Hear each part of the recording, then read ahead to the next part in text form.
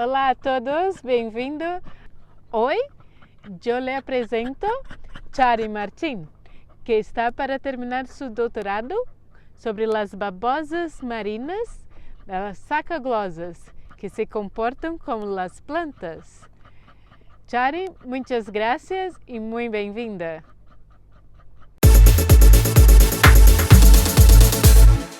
Mi nombre es Chari Martín y soy estudiante de doctorado de la Universidad de Cádiz. Os voy a hablar sobre los animales de mi tesis, que son unas pequeñas babosas marinas denominadas sacoglosos.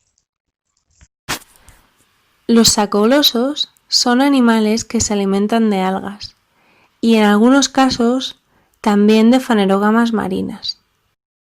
Algunos de estos animales son verdaderas plantas andantes, capaces de capturar los cloroplastos intactos de las algas y mantenerlos activos en el interior de su cuerpo, de manera que obtienen los nutrientes necesarios para resistir mucho tiempo sin ingerir alimento, es decir, como si fueran plantas. A este fenómeno se le conoce como cleptoplastia. Pero la compleja relación entre el pequeño molusco y el alga no acaba aquí, ya que se sabe también que los sacoglosos almacenan un conjunto de genes del alga que son indispensables para mantener el buen estado de los cloroplastos almacenados.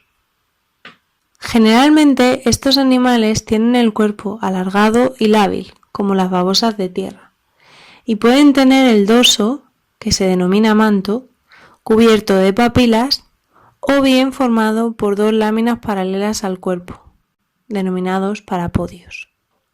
Su coloración depende normalmente del alga de la que se alimentan, cuyas células pinchan o raspan con sus dientes para succionar su citoplasma.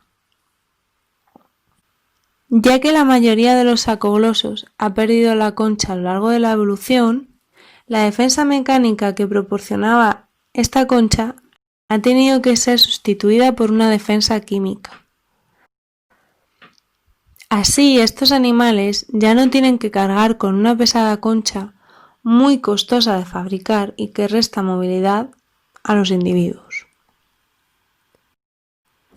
En su lugar, las babosas son capaces de acumular en su manto sustancias químicas defensivas que obtienen de su alimento y que transforman o sintetizan de nuevo.